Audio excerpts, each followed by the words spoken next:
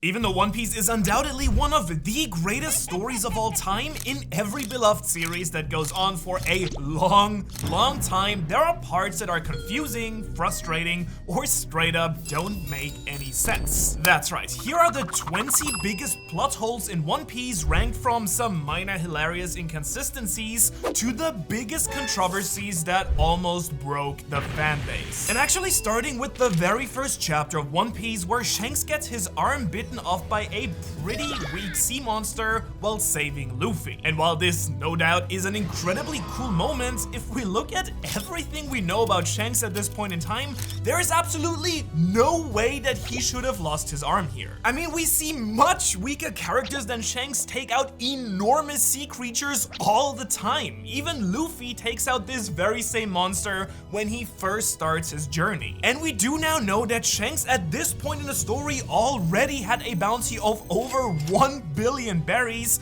and we just recently saw how truly overpowered Shanks is when he defeated Captain Kidd. However, what is interesting is that we were told in an interview that Oda was only convinced to make Shanks lose his arm by one of his editors in order to make the climax of that first chapter a little bit more dramatic. And so it definitely didn't make any sense for Shanks to have lost his arm, unless he did it, of course, to inspire Luffy. But since Oda didn't originally plan to do it, it still really stands out as a massive inconsistency. And speaking of master plans, Vivi's plan to infiltrate the criminal organization Baroque Works has just never made any sense either. We first meet the Alabaster Princess in chapter 103, where she's undercover as the special agent Miss Wednesday. But come on, I mean, what kind of secret organization can't tell that these two are the exact same person? Especially since their leader, the warlord Crocodile, is trying to take over her own home country and is plotting against her royal family. However, this is nothing compared to the ridiculously small role that bounty posters actually play in the story. I mean, think about it. The One Piece world is full of pirates, most of whom have bounties issued by the world governments. But we have basically never seen anyone really try to seriously collect a bounty. And honestly, what's even the point of having a bounty for monstrous fighters like Big Mom, Kaido, and Shanks, besides just having something really cool for the fans to power scale? So not so much a plot hole, but more of a missed opportunity, I think, to do something really cool with the whole concept of bounty posters,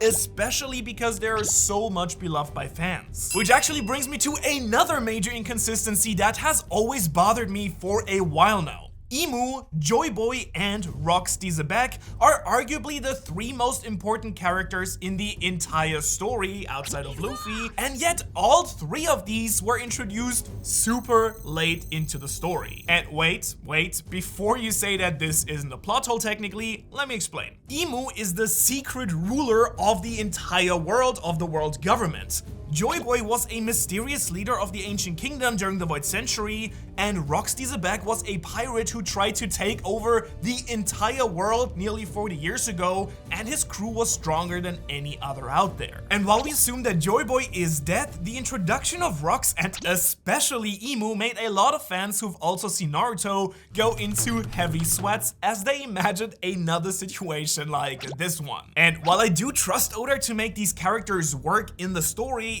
it is a bit weird that literally almost no one in the world should know about Rox. I mean, yes, the government cleansed the history, but I mean, powerful pirates are famous in the world of One Piece for a reason, so wouldn't at least some people around the world know about the captain of the strongest pirate crew ever? As for our next plot hole, just look at this. Zoro is half the size of this massive chat here, Kozuki Oden, but somehow they both use this exact same sword perfectly fine. And if you've been following One Piece for a while, you probably know that this isn't the only example of weird size issues in the story. One Piece has many outrageous character designs and sizes. In fact, I actually just made a video where I compared the smallest characters all the way to the biggest things in One Piece, but sometimes we get other ridiculous examples like this Marine captain who is almost twice as tall as Luffy, talking to one of the guards of the underwater prison in Pull Down, who supposedly is over 3 meters tall himself. Now, they are officially only 2 feet different in height, but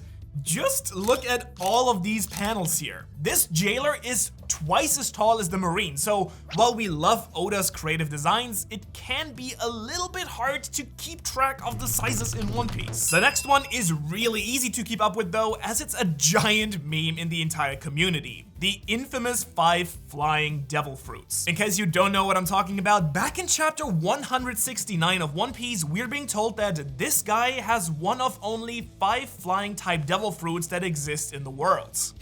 Only 5, huh? Now, without even going into anything else, if we just name the ones that actually have wings, there is Pell, Marco the Phoenix, these Buck Devil Fruit users, this guy with angel wings, a flying dinosaur, and a guy that can turn into a flock of crows. But of course, on top of that, there are many other fruits who don't necessarily have wings, but can easily fly because of their devil fruits, like Kaido, Robin, and basically anyone else who has eaten a Logia devil fruit. Heck, there's even this guy who can fly using his books. So maybe Oda only had 5 in mind back when he wrote that chapter, or maybe he specifically meant that only some zone devil fruits give you wings. But either way, it has become a real joke throughout the story for a reason, which is definitely not something you can say about the heavy hitters coming up in this list as well. And speaking of heavy hitters, next in the ranking is devil fruits that should be even more broken than they already are. For example, this terrifying little girl who can literally turn people into toys that are then completely forgotten by everyone they knew just by touching them. Or Lost Devil Fruit, which basically lets you do whatever you want to someone within your surgical room. Or this Wano Samurai's fruit that lets anything that you draw literally come to life. Clones, weapons, basically anything if you are a skilled artist. And the Admiral Kizaru's light fruit, which should let him travel around the world multiple times in a single second. I mean, these are just some insane powers that don't really scale in the story at all as they should. Now, there has been an explanation in the story for why certain powers like Laws and Sugars aren't even more powerful than they should be. And that's because we're told by Law himself that his powers are limited by the Haki mastery of another person. In other words, if someone has way stronger Haki, then some powers won't work on them simply. But then we can simply ask ourselves, what if someone like Zoro, who has incredible advanced Conqueror's Haki, ate Sugar's Devil Fruit instead? I mean, just imagine Zoro coming after you saying that he'll turn you into a little toy sword unless you subscribe to this channel. And even though we do know some things about Devil Fruits, there are still incredible mysteries around them. However, one common confusion is how much Devil Fruit users are affected by water. And this is something many people think is a plot hole, but is actually not. And that's because Oda has explained that a Devil Fruit user will only lose all of their strength and sink if they are mostly submerged in water. And so even though we see some characters standing in water up to the hips, like Boa Hancock in the bathtub,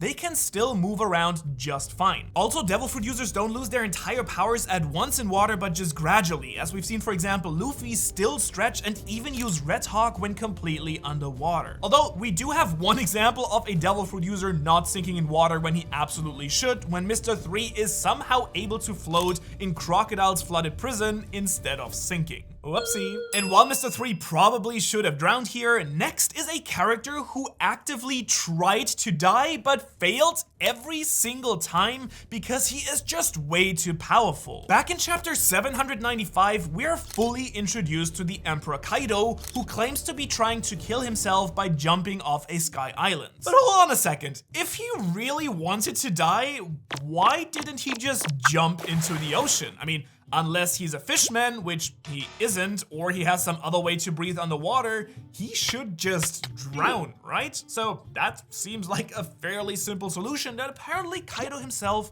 never thought of. And this next one is going to literally cause you to lose your mind. So make some deep breaths and squeeze your favorite stress ball, because we are about to bring up one of the community's least favorite topics in One Piece: amnesia. And this isn't really a plot hole, but more of a plot convenience, which a lot of fans hate to see in the story. It first came up when Luffy's brother Sabo had forgotten Luffy and Ace and his entire previous life until he suddenly, very conveniently, remembered them when he saw that Ace died in the newspaper. But as the second in command of the Revolutionary Army, shouldn't he have known about Ace, who was a famous pirate in the Grand Line? And Big Mom's amnesia in Wano Wano caused such heated controversy that some content creators even stopped covering One Piece for a while. So again, while technically not a plot hole, still something we really don't want to see in the story, but nothing compared to the #1 item coming up in this list. And would you believe that there is a character who has leveled up even more than Luffy since the start of the story? As unbelievable as it is, just look at Marine Captain Kobe's glow up from chapter 2 to the current storyline right now. He went from scrubbing decks for a weak pirate to going up against Emperors of the Sea. I mean, just what kind of training did Garp put him through for this to happen? But now, get ready, because so far in this ranking, everything has just been a relatively minor inconsistency or a little mistake. But now we're getting into the real controversial topics of this list. You know, the ones that people bring up most when complaining about One Piece, and with some of them, I do have to admit, there is some really valid criticism here. And so the next crazy plot hole is a problem both in One Piece and in our favorite social media platform, Twitter. Because there are many examples in One Piece where it makes no sense that a character or group doesn't know something that they absolutely should. For example, the world government has a whole agency devoted to spying, but somehow they don't understand that Chopper is more than just a Straw Hats crew's pet, even though yes, that is for comic relief, but still. And another glaring piece of misinformation is about the Sky Islands. I mean, basically no one in the world has heard of the Sky Islands except for apparently all of the pirates who've been there. I mean, just look at these examples we've seen in the story so far. Raja pirates, Kaido, a member of the worst generation, and even Bellamy made it up there sometime after he was stomped by Luffy and Jaya. So if that many people can get up there and there even seems to be a main entrance somewhere in the New World, then it shouldn't be such a major mystery or legend that they exist. But this is nothing compared to how badly the world seems to be misinformed about devil fruits. I mean, despite many of the most famous pirates and marines all being devil fruit users, there are still parts in the One Piece world where people think that these fruits are some sort of legend. And yes, while you can argue that the majority of devil fruit users can be found on the Grand Line, surely they shouldn't be so mysterious as they are, especially with newspaper deliveries available basically anywhere in the world. And as much as devil fruits remain mysterious, even more confusing is the next plot hole here. Who the hell has actually awakened their devil fruit? Has this guy? We don't know. But we know that these jailer beasts and even those world government agents have. Now, if you don't know, awakening a devil fruit is the ultimate power-up for a devil fruit user, but there appears to be some inconsistency about some characters who definitely should have awakened their fruits, but have apparently not done so. Because for all zone devil fruit users like Luffy, the world government agents, and even Kaido's child Yamato, when they awaken the devil fruits, they get this cloud-like scarf around their necks. However, there are other confirmed awakened zone fruit users, such as the jailer beast of Impel Down and possibly even Chopper, who do not have this scarf. And even Kaido himself doesn't have that sort of scarf in his hybrid form. So why is that? Is Kaido just a special case because of his fruit? And is it for the jailers and Chopper because they're like not truly awakened, but kind of the animal got control over them? It's not really clear. Please fix that, Oda. But regardless of that, we'll actually be talking more about Kaido in the #1 plot hole on this list. And this next one nearly cost Luffy his life. That's because during the Baratie arc, Sanji did not know that devil fruit users can't swim, and he almost lets Luffy drown. However, just a while later in Thriller Bark, we do learn that as a child, Sanji actually read the legendary devil fruit encyclopedias. And you're telling me that this famous encyclopedia of devil fruits does not contain the #1 weakness of those magical powers? I mean, who wrote this thing? Well, it was probably Zoro's ancestor, if we're being real. Oh, but this next plot hole comes with a really important question. Would you rather live on a giant snail or an island full of broccoli? Well, I do hope that you chose the giant snail, because the broccoli island stands apparently no chance in a fight with the snail because of this next giant plot hole. That's because technology in One Piece is a major inconsistency. Some kingdoms like the Germa and the world government fight with super powered futuristic clones and laser beams, while other kingdoms fight with sticks and spears. characters. And this has always been an issue, but technology advancement varies incredibly throughout the One Piece world. And even though it doesn't really make sense, admittedly, it is kind of part of the charm of One Piece for me. It is such a unique and varied world, and we do love the story because of it. Plus, the world government probably does suppress technology. It still seems kind of odd that some groups have so much and others have so little, and no one is talking to each other. Also, why is Morgan's the only one who has ever made an actual flying machine? I mean, seriously? All right, on to the top 5 here. So get ready with your popcorn as we get to the biggest plot holes in the story that we love. Starting with, why didn't the world government actually try to kill Luffy when he was a weaker pirate? I mean, in chapter 1044, the same chapter that Luffy awakens Gear 5, we learn that the leaders of the world government have known the true nature of Luffy's devil fruit all along. And if he really is such a monumental threat to them, why didn't they just eliminate him? I mean, to be fair, they have always wanted Luffy dead and even sent ridiculously powerful people to do it, like Kuma Thriller Bark, then Admiral Aokiji found him after Skypiea, and Kizaru had multiple chances to kill him in Sabaody and on Marineford. But still, if we're being honest, the world government has never really gone all out to try and kill Luffy. And you can say that they didn't want to make a big deal of the devil fruit, which we'll talk more about coming up, spoiler warning, or that they were simply too naive to do it. But